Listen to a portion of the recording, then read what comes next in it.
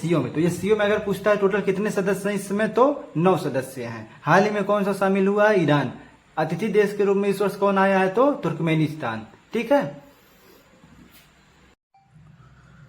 Hello everyone, RO समीक्षा अधिकारी, सहायक समीक्षा अधिकारी के लिए जो अपने करंट अफेयर्स की सीरीज चल रही है, उस सीरीज का ये 5वां वीडियो होगा। तो समय नष्ट न करते हुए देखते हैं आज के वीडियो का पहला क्वेश्चन। कह रहा है हाल ही में संयुक्त राज्य अमेरिका यूनेस्को में पुनः शामिल हो गया है। वह इस संस्था से औपचारिक तौर पर किस वर्ष अलग हुआ था? 2017 पहला option, option B 2018, option C जो हमारा 2019 और अंतिम विकल्प जो है वो 2020 बता रहा है। तो इसमें से जो हमारा करेक्ट होगा, जी हाँ, 2018 में अमेरिका जो है यूनेस्को से अलग हो गया था। कुछ उसके निजी मतभेद थे जो भी थे, उसी कारणवश वो अलग हो गए थे। इससे पूर्व भी यूएसए यूनेस्को से अलग हो चुका है। किस वर्ष अलग हुआ था? 1984 में। और फिर पुनः शामिल हुआ किस वर्ष? 2003 में। फिर क्या हुआ? 2018 में ये क्या हुआ? अलग हो गया। और फिर क्या है? इस वर्ष फिर से आ गया। ठीक है, जानते हैं अमेरिका आया अपनी मनमानी करता रहता है। आते हैं वीडियो के दूसरे क्वेश्चन पे। कह रहा है वित्त वर्ष 2023 में भारत का शीर्ष इलेक्ट्रॉनिक्स निर्यातक राज्य कौन सा बना है? हमारे जो विकल्प दिए हैं वो क्या है? पहला कर्नाटक, दूसरा कह रहा है तमिलनाडु, तीसरा अपना प्यारा उत्तर प्रदेश और चौथा जो है केरल। तो इसमें से जो करेक्ट होगा वो है option B, Tamil Nadu is the correct answer. किन राज्यों को पीछे करके फर्स्ट पे आया है? तो यूपी और कर्नाटका को पछाड़ कर ये टॉप पोजीशन पे आया है। किस मामले में? इलेक्ट्रॉनिक्स निर्यातक राज्यों के मामले में कौन टॉप पर है? तमिलनाडु। ठीक है, तो इसे आपको माइंड में सेट करना है। आते हैं वीडियो के तीसरे क्वेश्चन पे। कह रहा है हाल ही में सतत विकास लक्ष्यों पर किस संस्था ने जेंडर स्नैपशॉट रिपोर्ट 2023 को जारी किया है? हमारे जो विकल्प दिए हैं उनमें पहला है नीति आयोग, दूसरा है वर्ल्ड बैंक, तीसरा कह रहा है संयुक्त राष्ट्र महिला, एवं जो अंतिम विकल्प है वो है महिला एवं बाल विकास मंत्रालय। तो इसका जो करेक्ट आंसर होगा, देखिए उससे पहले हम बात कर लेते हैं सतत विकास लक्ष्यों के बारे में। इससे हम शॉर्ट में बोलते हैं एसडीजी। एसडीजी का मतलब क्या? Sustainable development goal. ये कब आया था? 2015 में आया था। किस अवधि के बीच के लिए था? 2030 तक। 2015 से 2030 तक के लिए 17 लक्ष्य निर्धारित किए गए हैं। 17 टारगेट निर्धारित किए गए हैं। अब 17 लक्ष्य क्या है उनमें, ये भी आपसे एग्जाम में पूछ लिया जाता है कि एसडीजी 10 किससे संबंधित था, एसडीजी 4 किससे संबंधित है। तो बता देता हूं, यहाँ पे जेंडर की बात आई है तो एसडीजी 5 जो है वो लैंगिक समानता से संबंधित है। एसडीजी 5 जो है सतत विकास लक्ष्य जो हमारा 5वें नंबर पे है वो लैंगिक समानता से संबंधित है। ठीक है, आइए अपने प्रश्न पे आते हैं। कह रहा है जेंडर स्नैपशॉट रिपोर्ट किसने जारी किया? तो इसका जो करेक्ट होगा वो होगा ऑप्शन सी, संयुक्त राष्ट्र महिला। ठीक है, ये संयुक्त राष्ट्र की एक संस्था है, उसने ही इस रिपोर्ट को जारी किया है। आते हैं वीडियो के अगले प्रश्न पे, जो कि इस वीडियो का चौथा प्रश्न होगा। कह रहा है 64वीं वैश्विक पर्यावरणीय सुविधा ब्रैकेट में इसका जो शॉर्ट में इंग्लिश में नाम होता है वो जीईएफ होता है। परिषद की बैठक हाल ही में कहाँ पे हुई है? किसकी बैठक? जीईएफ, ग्लोबल इन्वायरमेंटल फैसिलिटी इसे बोलते हैं। ठीक है, जीईएफ, वैश्विक पर्यावरणीय सुविधा। बात कर लेते हैं इसके स्थापना वर्ष की। तो जो इसकी स्थापना हुई थी वो 1992 में रियो समिट में हुई थी, अर्थ समिट में हुई थी। 1992 में अर्थ समिट में हुई थी।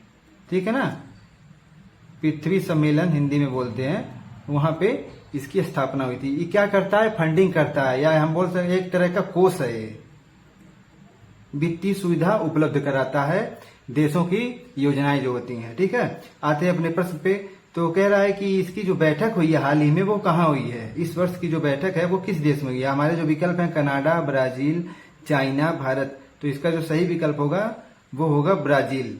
ठीक है, ब्राजील जो होगा इस प्रश्न का सही उत्तर होगा। आते हैं वीडियो के अगले प्रश्न पे। कह रहा है आदि शंकराचार्य की 108 फीट ऊंची प्रतिमा स्टैच्यू ऑफ वननेस का लोकार्पण कहाँ होगा? हमारे जो विकल्प हैं उनमें पहला है गुजरात, आंध्र प्रदेश, असम, लास्ट में कह रहा है मध्य प्रदेश। देखिए स्टैच्यू ऑफ वननेस, जैसे कि सरदार वल्लभ भाई पटेल की प्रतिमा जो बनी थी स्टैच्यू ऑफ यूनिटी, उसी प्रकार अन्य राज्यों में भी कुछ प्रतिमाएं बन रही है स्टैच्यू ऑफ, उनको आपको जरूर से कंठस्थ करना है। आते हैं अपने प्रश्न पे। तो इसकी जो स्थापना हुई है वो हुई है मध्य प्रदेश में। मध्य प्रदेश में कहाँ पे? ये भी जान लीजिए, ओंकारेश्वर में। ओंकारेश्वर में हुई है और मध्य प्रदेश में ही नर्मदा नदी बहती है, उसी के तट पे समझिए, नर्मदा रिवर के तट पे।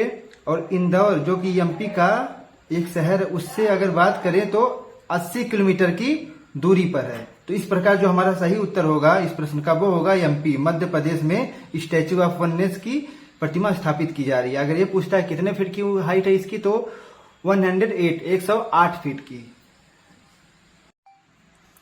आते हैं अपने अगले प्रश्न पे। कह रहा है हाल ही में भारत सरकार ने कृषि सांख्यिकी के लिए कौन सा एकीकृत पोर्टल या ऐप लॉन्च किया है। देखिए इस प्रकार का एक प्रश्न हर प्रकार की परीक्षाओं में मिल ही जाते हैं। हमारे जो विकल्प कह रहा है कौन सा पोर्टल है ये हमें पहचानना है। पहला जो विकल्प है वो कह रहा है सुबस, SUVAS पोर्टल पूछा तो जाहिर सी बात है आपको जो सब इंग्लिश का शब्दों का हेरफेर मायाजाल बनाए हैं, सुबस, UPAG बोलिए या यूपाग बोलिए, जो भी बोलना समझिए। ई संपदा पोर्टल, सरपंच संवाद पोर्टल। तो इसमें से जो हमारा सही होगा, देखिए किसी से ना याद करने का तरीका है इसका मैं बताता हूँ। एजी जहां आ गया एग्रीकल्चर, तो ये सही हो गया, ठीक है। UPAG से आप इसको याद रखिए। कृषि सांख्यिकी के लिए यानी कि कृषि संबंधी आंकड़ों की पर्याप्त उपलब्धता के लिए भारत सरकार ने इस पोर्टल को लॉन्च किया है। डाटा की कमी ना होने पाए विश्लेषण के लिए, डाटा की कमी ना हो, इस कारण से UPAG पोर्टल को इंडियन गवर्नमेंट ने लॉन्च किया है, ठीक है। आते हैं अपने अगले प्रश्न पे। कह रहा है हाल ही में भारत की अध्यक्षता में हुए 23वें संघाई सहयोग संगठन, इसे शॉर्ट में SCO हम कहते हैं, के शिखर सम्मेलन में गेस्ट कंट्री अर्थात अतिथि देश के रूप में किसे आमंत्रित किया गया है। तो हम यहाँ पे 4 देश हमें विकल्प के रूप में उपलब्ध कराया है, हमसे पूछ रहा है इसका सही उत्तर क्या होगा। तो जल्दी से पहले ऑप्शन बता देता हूँ फिर इसका एक्सप्लेनेशन बताता हूँ। देखिए तुर्कमेनिस्तान इसका राइट आंसर होगा, जो कि SCO का इस बार जो सम्मेलन हुआ है उसमें अतिथि देश के रूप में सम्मिलित हुआ था। SCO के इतिहास की बात करें तो SCO में अभी तक 8 देश थे, ठीक है ना। 8 देश, भारत, पाकिस्तान, रसिया, चाइना और मध्य एशिया के 4 देश।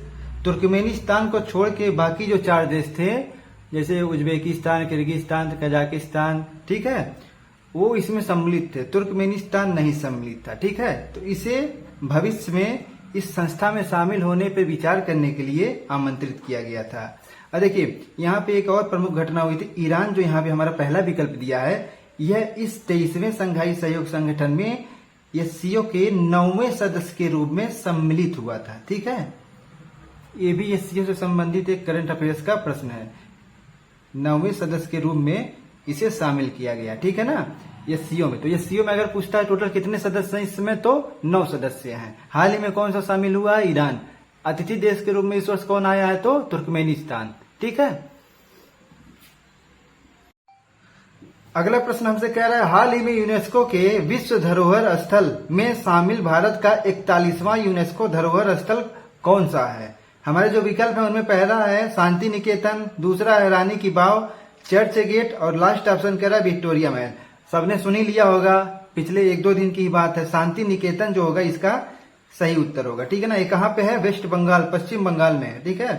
पश्चिम बंगाल में लोकेटेड है और ये किससे संबंधित है, रविंद्रनाथ टैगोर से, ठीक है ना। रविंद्रनाथ टैगोर जो कि नोबेल प्राइज विनर थे, वो ये इनका कार्यस्थली रही है, इनका घर रही है, ठीक है ना। शांति निकेतन जो है रविंद्रनाथ टैगोर जी की मुख्य रूप से कार्यस्थली रही है, समझिए उनका घर ही था, ठीक है। तो शांति निकेतन जो होगा इसे यूनेस्को के 41वें धरोहर स्थल के रूप में सम्मिलित किया गया है।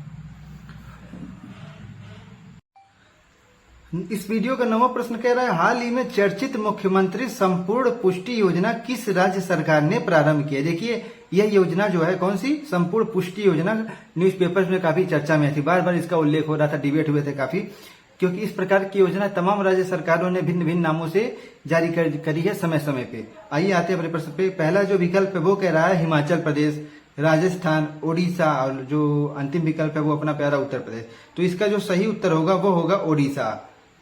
ओडिशा के CM नवीन पटनायक ने इसे जारी किया है, किस लिए, महिलाएं एवं बच्चों में कुपोषण की समस्याओं से निपटने के लिए, ठीक है ना, समुचित आहार उपलब्ध कराने के लिए। कौन सी योजना, मुख्यमंत्री संपूर्ण पुष्टि योजना, ठीक है। किस स्टेट ने, ओडिशा स्टेट ने, ठीक है। इतने जान लेना पर्याप्त है। आते हैं वीडियो के 10वें प्रश्न में। कह रहा है हाल ही में प्रधानमंत्री ने इंटरनेशनल कन्वेंशन और एक्सपो सेंटर यशोभूमि, क्या नाम इसको दिया गया है, यशोभूमि का उद्घाटन किस स्थान पे किया है। हमारे जो विकल्प दिए हैं उनमें पहला है उत्तराखंड, गुजरात, महाराष्ट्र या फिर नई दिल्ली। तो इसका जो सही उत्तर होगा बताइए क्या होगा। जी हाँ, ऑप्शन डी, नई Delhi is the right answer. देखिए बैठने की व्यवस्था, कोई भी भविष्य में मीटिंग होती है, कोई भी सम्मेलन होता है, उसमें काफी मदद करेगा। ठीक है, अगर इसके कैपेसिटी की बात करें तो 11,000 लोगों के बैठने की इसकी क्या है, क्षमता है। किसकी, यशोभूमि की। यशोभूमि क्या है, इंटरनेशनल कन्वेंशन और एक्सपो सेंटर। यहाँ पे अंतर्राष्ट्रीय सम्मेलन भविष्य में जो भी होंगे, कुछ भी होते हैं, या लोकल स्तर पे कोई भी समारोह आयोजित होता है तो उसमें ये मदद करेगा। तो ये नई दिल्ली में है, यशोभूमि इसका नाम है। पीएम मोदी ने उद्घाटन किया है, 11,000 इसकी कैपेसिटी है। ठीक है, आते हैं वीडियो के अगले प्रश्न पे, जो कि इस वीडियो का 11वां प्रश्न होगा। कह रहा है हाल ही में विश्व बांस दिवस किस तिथि को मनाया गया है। पिछले 1-2 दिन की बात है। तो देखिए कौन सा दिवस, विश्व बांस दिवस, बैम्बो दिवस। पहले जो विकल्प दिए हैं वो है 17 सितंबर, 18 सितंबर, 19 सितंबर या अंतिम विकल्प 20 सितंबर। तो इसका जो करेक्ट आंसर होगा क्या होगा बताइए। जी हाँ, ऑप्शन बी, 18 सितंबर इज दी राइट आंसर। ये कब से मनाया जाता है, वर्ष 2009 से। ठीक है, वर्ष 2009 से विश्व बांस दिवस को मनाया जाता है। किस तिथि को, 18 सितंबर को। ठीक है, माइंड में सेट करिए, विश्व बांस दिवस 18 सितंबर। ठीक है, तो वीडियो का अंतिम प्रश्न आ चुका है। हाल ही में पड़ोसी देश पाकिस्तान के 23वें मुख्य न्यायाधीश कौन नियुक्त हुए हैं। किस देश के, पाकिस्तान के। किस क्रम के 29वें, क्या पद है, मुख्य न्यायाधीश। विकल्प क्या दिए हैं, याकूब अली, यसे रहमान, जस्टिस काजी फैज ईसा या सर अब्दुल रशीद। तो इसका जो करेक्ट आंसर होगा वो होगा ऑप्शन सी। देखिए आपको काजी फैज इसको याद रखना है, क्योंकि इतना लंबा नाम नहीं रख पाएंगे। ठीक है ना, जस्टिस काजी फैज ईसा। ठीक है, करंट का था इसलिए मैंने इसको इंक्लूड कर दिया, वरना मैं करता नहीं। ठीक है ना, तो okay, thank you, good night. आज की वीडियो में इतना ही।